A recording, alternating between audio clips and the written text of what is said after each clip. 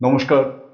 গল্প বৈঠকির গল্পের আসরে নিয়মিত শুনবেন বাংলা সাহিত্য ও বিশ্ব সাহিত্যের নানা স্বাদের জানা অজানা গল্পের অডিও ভার্সন। বাংলা গল্প শুনুন। ভালো লাগলে গল্প বৈঠকিকে লাইক করুন, শেয়ার করুন এবং সাবস্ক্রাইব ও কমেন্টস করে আমাদের পাশে থাকুন।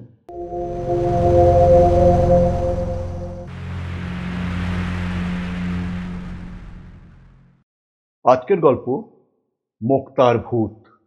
লিখেছেন শরদিন্দু বন্দ্যোপাধ্যায়।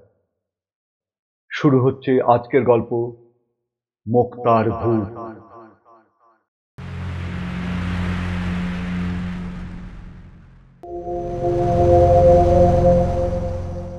শিবু মোক্তার আর বেনি মোক্তারকে মহকুমার সকলেই চিনত। তাদের মতো ধূর্ত ধড়িবাজ লোক এ তল্লাটে আর ছিল না। লোকে যেমন তাদের চিনত, তেমনি ভয়ও করত। একবার তাদের পাল্লায় পড়লে আর কারুর রক্ষে ছিল না। যোগ যেমন গা থেকে রক্ত শুষে নেয় অথচ জানতে পারা যায় না, তারাও তেমনি মিষ্টি কথায় ভুলিয়ে টাকা শুষে মক্কেলকে সর্বশান্ত করে দিত। আদালতে দুজনের মধ্যে রেষারেষি চলত, আবার বাইরে ভাবও ছিল। কিন্তু শিবু মক্কেলকে বলতো, বেনিটা জানে কি, ওকে এক তুড়িতে উড়িয়ে দেব। আবার বেনিও নিজের মক্কেলকে বলতো, শিবু একটা আস্ত গাধা, আইনের প্যাঁচে ফেলে ওর দফা রফা করব। কিন্তু সন্ধেবেলা একজন আর একজনের দাওয়ায় বসে তামাক না খেলে রাত্রে ঘুম হতো না। এমনিভাবে দুই মোক্তার সারা জীবন পরস্পরের সঙ্গে বাইরে বন্ধুত্ব আর ভিতরে শত্রুতা করে ক্রমে বুড়ো হয়ে এলো। দুজনেরই বেশ টাকা কড়ি, বাড়ি ঘর সব হয়েছে। বলতে গেলে তারাই সবচেয়ে গণ্যমান্য হয়ে উঠেছে। বারোয়ারি পুজোয় এক বছর শিবু প্রেসিডেন্ট হয়, পরের বছর বেনি প্রেসিডেন্ট হয়। স্কুল কমিটিতেও তাই, কেউ কারো চেয়ে খাঁটো নয়। ওদের দুজনের মধ্যে বোধহয় শিবুরই ফিচলে বুদ্ধি বেশি ছিল। সে একদিন মনে মনে মতলব আঁটল, বেনিকে ভালো করে ঠকাতে পারিনি। বুদ্ধির যুদ্ধে কখনো বেনি জিতেছে, কখনো শিবু জিতেছে।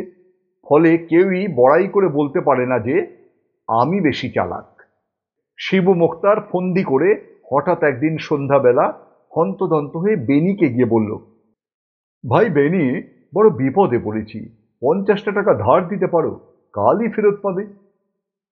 বেনি শিবুর মতলব বুঝতে পারলে না, বললে, তা আর কি, নিয়ে যাও। শিবু টাকা নিয়ে নিজের বাড়িতে ঘ্যাঁট হয়ে বসল। পরদিন টাকা ফেরত দেওয়ার কথা, কিন্তু শিবুর দেখা নেই। বেনির মন উতলা হয়ে উঠল। তারপর আরো দুদিন কেটে গেল, কিন্তু শিবুর টাকা দেবার কোনো চেষ্টাই দেখা গেল না। বেনি মহা ফাঁপড়ে পড়ল।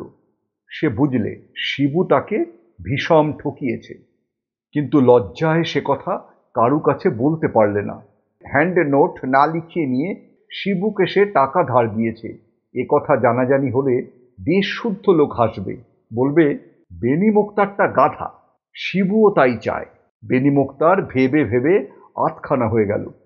শিবুর সঙ্গে যখনই দেখা হয়, বেনি ফিসফিস করে বলে, ভাই শিবু, আমার টাকাটা। শিবু হেসে বলে, বেনি ভাই, বুড়ো হয়ে তোমার কি মাথা খারাপ হয়েছে? টাকা আবার আমি কখন নিলুম?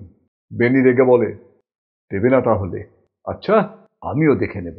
শিবু হা হা করে হেসে বলে, বেশ তো, মকদ্দমা করো না।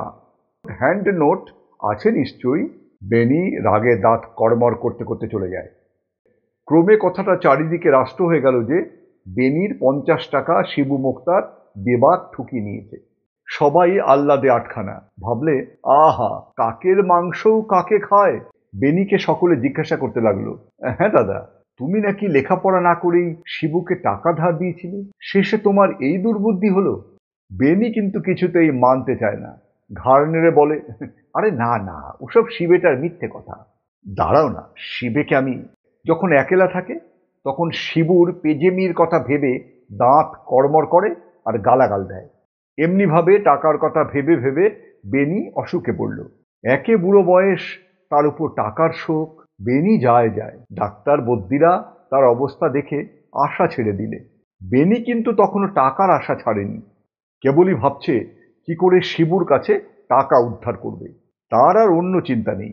যখন বদ্যি নারী দেখে বললে, হরিনাম করো, গঙ্গা নারায়ণ ব্রহ্ম, গঙ্গা জল মুখে দাও, শেষে মরণের আর দেরি না দেখে বেনি শিবুকে ডেকে পাঠালো। শিবু এসে তার পাশে বসতেই বেনি আর সকলকে সরে যেতে বললে। সবাই সরে গেলে বেনি কটমট করে শিবুর দিকে চেয়ে বললে, আমার টাকা। শিবু মনে মনে হেসে বললে, কিছু ভেবো না ভাই বেনি, তোমার টাকা ঠিক আছে, এখন হরিনাম করো। তোমার ভালো মন্দ কিছু একটা হলেই তোমার টাকা তোমার ছেলেকে দেব। তুমি নিশ্চিন্তি হয়ে বৈকুণ্ঠে যাও। বেনি বলে, না, এক্ষুনি দাও। শিবু বলে, এখন টাকা কোথায় পাবো ভাই, কালই তোমার ছেলের হাতে দিয়ে দেব, তুমি ভেবো না।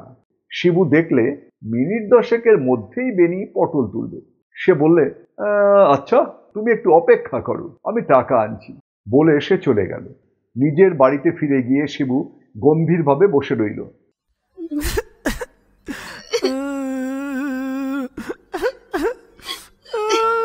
তারপর বেনির বাড়ি থেকে যখন মরা কান্না উঠেছে, তখন সে আবার বেনির বাড়িতে গিয়ে হাজির হলো। যেন কতই শোক পেয়েছে। এমনি ভাবে কাঁদতে কাঁদতে বেনির ছেলেকে সান্ত্বনা দিতে লাগলো। বললে, আমি আর বেনি এক মন এক প্রাণ ছিলুম, তাই শেষ সময় আমাকে দেখবে বলে বেনি ডেকে পাঠিয়েছিল। যাবার সময় বলে গেল, আমার ছেলে নেহাত ছেলে মানুষ, দেখবার কেউ নেই, তুমিই দেখাশুনো করো। তাই কিছু ভেবো না বাবা, তোমার সব ভার আজ থেকে আমি নিলুম। বেনি আমার কাছ থেকে অনেক টাকা ধার নিয়েছিল, তা সে যাকগে, সে টাকা আমি তোমাকে দিলুম। হ্যান্ড নোটগুলো আমি ছিঁড়ে ফেলে দেব। পাড়াপড়শি যারা ছিল তারা শুনে অবাক হয়ে ভাবতে লাগলো, তাই তো, কি আশ্চর্য, শিবুর সঙ্গে বেনির এত ভালোবাসা ছিল। ক্রমে বিকেল হয়ে আসছিল। পাড়ার অনেক ছেলে ছোকরা জুটে বেনির মরা কাঁধে করে শ্মশানে নিয়ে চলল। শিবুও বন্ধুত্বর খাতিরে সঙ্গে গেল। ইচ্ছেটা বেনির শেষ দেখে তবে বাড়ি ফিরবে। গঙ্গার ধারে শ্মশান ঘাটে যখন সবাই পৌঁছালো, তখন সন্ধ্যা হয়। পশ্চিমের আকাশে আলো ঝিলমিল করছে। মরা নামিয়ে ছেলে ছোকরারা কাঠের সন্ধানে বেরুলো। শিবু বুড়ো মানুষ, তাই সে মরা ছুঁয়ে ঘাটেই বসে রইল। কেউ কোথাও নেই। শিবু একলাটি মরার চালি ধরে বসে আছে আর ভাবছে, বেনিকে কি ঠকানোই ঠকিয়েছি। টাকাকে টাকা পেলুম, আবার বেনিটা মরেও গেল, এখন আমি একলাই মোক্তারি করব, আর আমায় পায় কে। মনের আনন্দে শিবু একটা বিড়ি ধরিয়েছে। এমন সময় হঠাৎ পিছন থেকে প্রচন্ড চড় খেয়ে শিবু প্রায় চিৎপাত হয়ে পড়ল। ধর্মর করে উঠে চারিদিকে তাকিয়ে দেখলো কেউ কোথাও নেই। বেনির মরা চালির উপর শুয়ে আছে। কে চড় মারবে? শিবু জীবনে অনেক মরা পুড়িয়েছিল, তাই শ্মশানে তার ভয় ছিল না। সে ভাবলে, এ কি হলো, তবে কি কোনো শকুনি কিংবা গিধ তার গালে পাখার ঝাপটা মেরে গেল? তাই বা কি করে হবে, আকাশে তো একটাও পাখি নেই। শিবুর বড়ই ভাবনা হলো। সে সতর্কভাবে বসে মরা পাহারা দিতে লাগলো। শিবু মরার পায়ের দিকটাতে বসেছিল। হঠাৎ মরাটা এক পা তুলে ক্যাঁত করে তার পেটে এক লাথি কষিয়ে দিল। আবার যেমন ছিল তেমনি ভাবে শুয়ে রইল। লাথি খেয়ে শিবু পোক করে উঠল, কিন্তু তবু সে সহজে ভয় পাবার পাত্র নয়। তার মনে হলো বেনিটা নিশ্চয়ই মরেনি, তাকে ভয় দেখিয়ে টাকা আদায় করবার এই ফন্দি বার করেছে, নইলে মরা কখনো লাথি মারতে পারে? শিবু বেনির নাড়ি টিপে দেখল, নাড়ি নেই, গা বরফের মতো ঠান্ডা। তখন বুকে কান রেখে দেখলে শব্দ হচ্ছে কিনা, কিন্তু বুকও একেবারে নিস্তব্ধ। এই দেখে শিবুর ভীষণ ভয় হলো। বেনি যে মরে গিয়েছে তাতে সন্দেহ নেই, সুতরাং এ বেনির ভূত না হয়ে যায় না। বেনি যে ভূত হয়েও সেই 50 টাকার কথা বলেনি, তা বুঝতে পেরে শিবু উঠে পালাতে গেল। কিন্তু পালাবার জো ছিল কি? যেই সে মরার বুক থেকে মাথা তুলতে যাবে, অমনি বেনির মরা তড়াক করে চালির উপর উঠে বসে দু হাতে তার গলা জড়িয়ে ধরল। শিবু গলা ছাড়াবার জন্য যতই টানাটানি করে, বেনির মরা ততই তাকে জোরে আঁকড়ে ধরে। শেষে সেই শ্মশানের উপর মরায় মানুষে দস্তুর মতো কুস্তি বেঁধে গেল। এ ওঠে তো ও পড়ে, ও পড়ে তো এ ওঠে।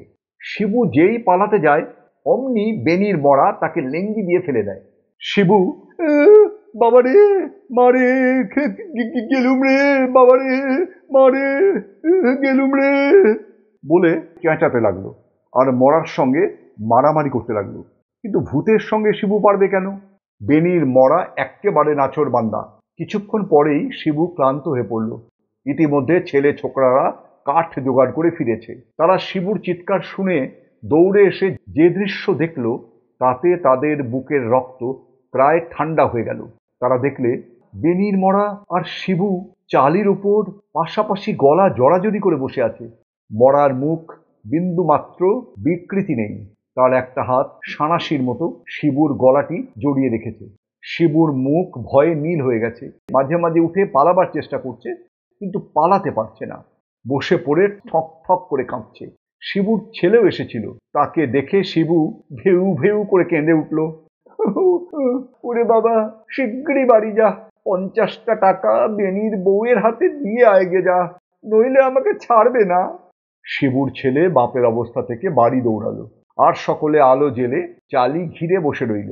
পোড়াবার উপায় নেই, পোড়াতে হলে দুই মুক্তারকে একসঙ্গে পোড়াতে হয়, কারণ বেনির মরা তখনও শিবুর গলা জাপটে ধরে বসে আছে।